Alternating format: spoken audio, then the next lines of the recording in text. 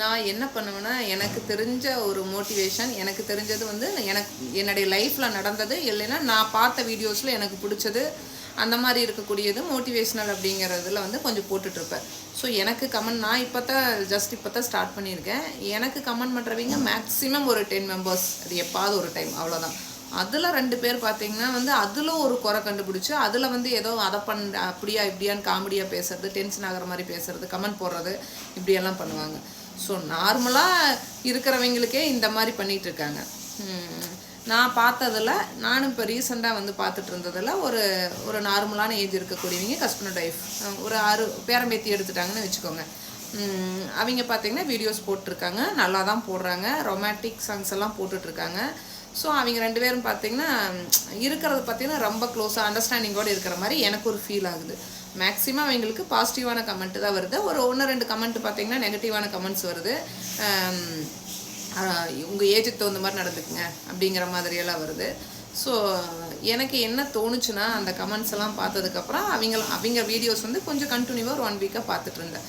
பார்த்ததுக்கப்புறம் எனக்கு என்ன தோணுச்சுன்னா, ஓகே, ஏன் நம்மளுக்கு பாசிட்டிவான திங்கிங் வரல அப்படின்னு எனக்கு தோணுச்சு. அந்த கமெண்ட் போடுறாங்களே, நெகட்டிவாக கமெண்ட் போடுறாங்களே, ஏன் இந்த மாதிரி அவங்களுக்கு தோணலை அப்படின்னு தோணுச்சு. சரி, இவ்வளோ ஏஜ் ஆயிடுச்சு. ஸோ 2 பேரும் எவ்வளோ அண்டர்ஸ்டாண்டிங்காக இருக்காங்க. நம்ம லைஃப்பில் இப்போ ஒரு சண்டை சச்சரவாக போகுது, இல்லை நார்மலாக போகுது, அது வேறு. சரி, நம்ம கடைசி காலத்துலேயாவது, பேரம்பேத்தி வரையிலையாவது, இல்லை ஒரு குறிப்பிட்ட ஏஜுக்கு அப்புறமாவது இவங்கள மாதிரி நம்ம அண்டர்ஸ்டாண்டிங்கோடு இருக்கணும், புரிதல் இருக்கணும். உனக்கு என்ன தோணுதோ அதை நான் செய்யணும், எனக்கு என்ன தோணுதோ அதை நீங்கள் செய்யணும் அப்படிங்கிற ஒரு அண்டர்ஸ்டாண்டிங் வேணும் அப்படிங்கிற புரிதல் ஏன் வரல? அந்த வீடியோ பார்த்ததுக்கப்புறம், அந்த கமெண்ட் பார்த்ததுக்கப்புறம் எனக்கு அப்படி தான் தோணுச்சு. எனக்கு அது மாதிரி தோணுச்சுங்க. ஸோ நம்ம இந்த ஏஜில் நம்ம இப்படி தான் இருக்கணும். க்ளோஸ் மீன்ஸ் புரியுன்னு நினைக்கிறேன் என்ன சொல்ல வரேன் அப்படின்ட்டு.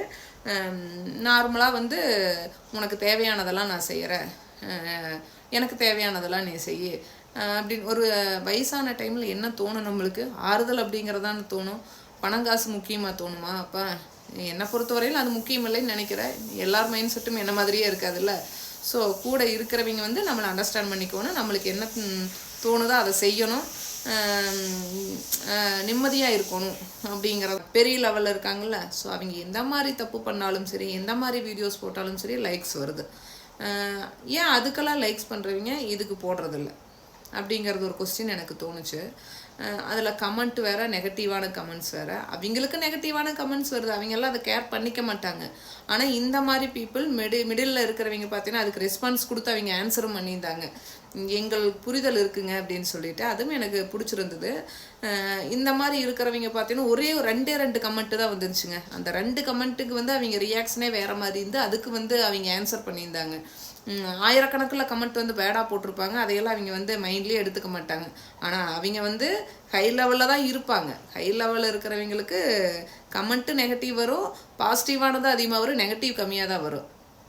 ஆனால் அவங்க வந்து சரி ஓகே நம்மளுக்கு பணம், ஆனால் அவங்களுக்கு பணம் வருது, அவங்களுக்கு பணம் அப்படிங்கிற மைண்ட் செட்டில் போகிறவங்களுக்கு பணம் வருது. மக்கள் ஏன் இப்படி புரிஞ்சுக்கிறாங்க? ஏன் மைண்டு வந்து அவங்களுக்கு வேலை செய்யலையா அப்படிங்கிறது வந்து எனக்கு தோணுச்சு. எனக்கு அதை பார்த்தனையும் எனக்கு புரிஞ்சுக்கிட்டதை அவங்ககிட்ட இருந்து நான் புரிஞ்சுக்கிட்டதை உங்களுக்கு வந்து எக்ஸ்பிளைன் பண்ணணும், உங்களுக்கு சொல்லணும் அப்படின்னு தோணுச்சு.